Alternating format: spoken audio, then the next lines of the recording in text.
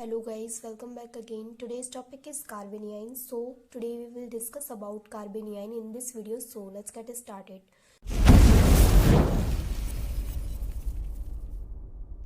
First of all कि कार्बेनियन होता क्या है। तो देखिए, जो कार्बेनियन होता है वो मतलब कार्बोकटाइन का जस्ट अपोजिट होता है। कार्बोकटाइन क्या होता है, we have already discussed. Carbocation क्या होता है कि जब भी कार्बन के ऊपर पॉजिटिव चार्ज आता है तो उसे बोलते हैं हम कार्बोकटाइन। लेकिन कार्बेनियन क्या होता है, तो जब भी कार्बन के ऊपर नेगेटिव चार्ज होता है तो उसे बोलते हैं हम कार्बेनियन। यानी कि नेगेटिव होगा तो वो कार्बेनियन बोला जाएगा और पॉजिटिव होगा तो वो कार्बोकटाइन बोला जाएगा। In this video we will discuss carbanion in detail. ठीक है, तो अब हम डिटेल में पढ़ते हैं कि कार्बेनियन क्या है, इसका फॉर्मेशन कैसे होता है, इसकी इम्पोर्टेंस क्या है, इसके फीचर्स क्या है और कार्बेनियन का स्ट्रक्चर और स्टेबिलिटी क्या है। ठीक है, तो चलिए शुरू करते हैं। सबसे पहले यहाँ पर आप ये कुछ एग्जाम्पल देख रहे हैं, ये कार्बेनियन के एग्जाम्पल है। तो जैसे कि मैंने भी बताया कि कार्बेनियन मतलब कार्बन के ऊपर negative charge. The carbon atom of organic molecule which have negative charge are known as carbanion. मतलब कि कार्बन एटम ऑर्गेनिक मॉलिक्यूल का वो कार्बन एटम जो अपने ऊपर नेगेटिव चार्ज लिए होता है, जिसके पास नेगेटिव चार्ज होता है, उसको हम कार्बेनियन बोलते हैं। जैसे कि अब यहाँ पर आप देख पा रहे हैं कि यहाँ पर कार्बन के ऊपर नेगेटिव चार्ज है, इधर भी कार्बन के ऊपर नेगेटिव चार्ज है, तो ये क्या है, ये है कार्बेनियन। ठीक है, चलिए अब देखते हैं कि इसका फॉर्मेशन कैसे होता है, कार्बेनियन का फॉर्मेशन कैसे होता है। तो मैं सबसे पहले आपको एक चीज़ क्लियर करवा देती हूँ कि जब भी नेगेटिव चार्ज होता है इसके ऊपर तो एक लोन पेयर होता है इसके ऊपर, है ना। समझ रहे हैं ना आप बात को कि जब भी नेगेटिव चार्ज होता है कार्बन के ऊपर तो इसके ऊपर एक लोन पेयर होता है। तो जब आप इसका स्ट्रक्चर देखेंगे तो आपको अच्छे से क्लियर हो जाएगी। फिर भी मैंने आपको यहाँ पर एक बार बता दिया है, तो आप अपने माइंड में ये चीज़ क्लियर रखेंगे कि जब भी कार्बेनियन के ऊपर नेगेटिव चार्ज होता है तो कार्बेनियन के पास एक लोन पेयर भी होता है ना। चलिए अब देखिए फॉर्मेशन ऑफ कार्बेनियन क्या होता है। तो देखिए कार्बेनियन के फॉर्मेशन किस तरीके से होता है। तो हमने पहले प्रीवियस वीडियो में डिस्कस किया था कि होमोलाइटिक और हेट्रोलाइटिक बॉन्ड फिजन क्या होता है, यानी कि उस टॉपिक का नाम था टाइप्स ऑफ बॉन्ड फिजन। तो जब हमने types of bond fission discuss किया था तो हमने उसमें डिस्कस किया था कि होमोलाइटिक बॉन्ड फिजन और हेट्रोलाइटिक बॉन्ड फिजन क्या होता है। तो सेम वही इसका फॉर्मेशन कैसे होता है। Formation of carbanion, these are mostly generated by heterolytic cleavage. यानी कि हेट्रोलाइटिक बॉन्ड फिजन जो हमने वहाँ पढ़ा था, ये उसके द्वारा ही क्या होते हैं, जनरेटेड होते हैं। इनका फॉर्मेशन होता है in the presence of base, और किसी न किसी बेस की प्रेजेंस में होता है। अब अगर आपने वो वीडियो नहीं देखी है तो अब आपको ये नहीं पता होगा कि हेट्रोलाइटिक बॉन्ड फिजन क्या होता है।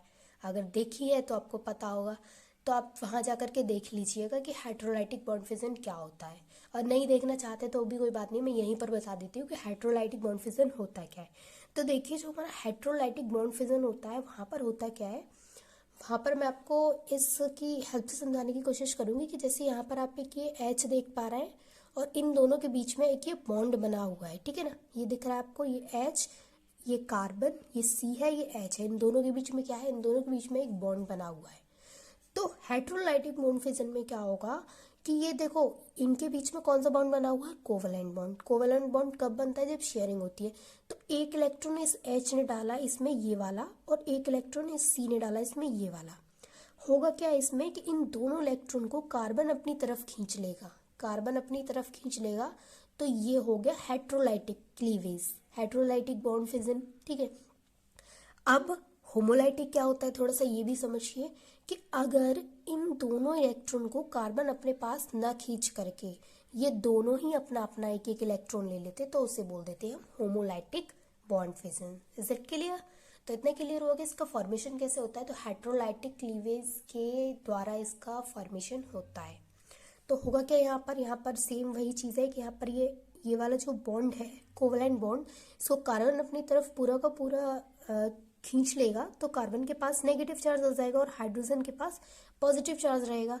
तो ये हाइड्रोजन हमारा क्या करेगा, ये हाइड्रोजन हमारा इस NH2 से, क्योंकि यहाँ पर ये नेगेटिव और ये पॉजिटिव आ जाएगा इस पर, तो इस NH2 से जाकर के अटैच हो जाएगा। तो हमारे पास स्ट्रक्चर क्या आएगा, कार्बन के ऊपर नेगेटिव चार्ज और बॉन्ड आ जाएंगे यहाँ पे triple bond, CH as it is आ जाएगा, प्लस NH2 था तो NH3 हो जाएगा। ठीक है, चलिए अब इसकी इंपॉर्टेंस देख लेते हैं कि जो कार्बेनियन है हमारा, इसकी इंपॉर्टेंस यानी कि इसके फीचर्स क्या है। तो देखिए फर्स्ट फीचर, फर्स्ट इंपॉर्टेंस है इसकी, they are ions and highly unstable. ये आयंस होते हैं, तो समझिए कि आयंस क्या होते हैं। तो आयंस जो होते हैं, हम तब बोलते हैं किसी को भी आयंस जब उसके ऊपर कोई चार्ज होता है, किसी भी एटम किसी भी एलिमेंट के ऊपर जब भी कोई चार्ज होता है तो हम उन्हें आयंस बोलते हैं। तो जाहिर सी बात है कि यहाँ पर चार्ज तो है, कार्बन के ऊपर नेगेटिव चार्ज है कि नहीं है, तो क्या है वो आयंस है। तो ये क्या होते हैं, ये आयंस होते हैं। सेकंड चीज़ क्या है, कार्बेनियंस आर इलेक्ट्रॉन रिच मॉलिक्यूल, और जो कार्बेनियंस होते हैं हमारे वो इलेक्ट्रॉन रिच मॉलिक्यूल होते हैं। क्यों, क्योंकि जब भी ये किसी से क्योंकि ये किसी को इलेक्ट्रॉन तो देते नहीं है, हमेशा क्या करता है अपने बराबर वाले से कार्बन क्या करता है, इलेक्ट्रॉन खींच लेता है अपनी तरफ। तो ये क्या होते हैं हमारे, ये कार्बेनियन जो होते हैं हमारे, ये रिच मॉलिक्यूल होते हैं, इलेक्ट्रॉन रिच मॉलिक्यूल, इलेक्ट्रॉन की इनके पास कोई कमी नहीं होती है। थर्ड पॉइंट क्या है कि जो कार्बेनियन होते हैं हमारे, इनका जो हाइब्रिडाइजेशन होता है वो sp3 होता है, और जो हमारे कार्बोकेटाइन होते हैं उनका जो हाइब्रिडाइजेशन होता है वो sp2 होता है। आपको ये चीज़ बहुत अच्छे से ध्यान रखनी है, इनका जो हाइब्रिडाइजेशन होता है वो sp3 हाइब्रिडाइजेशन होता है, sp3 हाइब्रिडाइजेशन होता है। और इनकी जो जियोमेट्री होती है वो पिरामिडल जियोमेट्री होती है। इनकी जियोमेट्री कैसी होती है, पिरामिडल। याद रखनी है आपको ये चीज़, ये दोनों पॉइंट बहुत इंपॉर्टेंट है, sp3 हाइब्रिडाइजेशन और geometry pyramidal. They are diamagnetic in nature, और इनका जो नेचर होता है वो डाईमैग्नेटिक नेचर होता है। चलिए अब आपको ये तीनों चीज़ क्लियर हो गई हैं, इंपॉर्टेंस और फॉर्मेशन और कार्बोनियन क्या होता है। अब इसका स्ट्रक्चर देख लेते हैं थोड़ा सा। तो देखिए स्ट्रक्चर कुछ इस तरीके से होता है, कार्बन के ऊपर एक लोन पेयर होता है, जैसे कि मैंने अभी बताया था, एक लोन पेयर होता है इलेक्ट्रॉन का, तो और नेगेटिव चार्ज होता है। ठीक है, तो चलिए थोड़ा सा मैं आपको इसकी स्टेबिलिटी के बारे में बता देती हूँ। इसकी जो स्टेबिलिटी होगी वो सबसे ज़्यादा होगी एरोमेटिक की, फिर बेंजाइलिक की, फिर एलिलिक की, फिर थाइनाइल की, फिर इथेनॉल की, फिर अल्काइल की। अल्काइल में जो होगी वो होगी प्राइमरी, सेकेंडरी, टर्सरी, इस तरीके से इसकी स्टेबिलिटी होगी। तो आई होप कि आपको कार्बेनियन अच्छे से क्लियर हो गया होगा, and thanks for watching this video.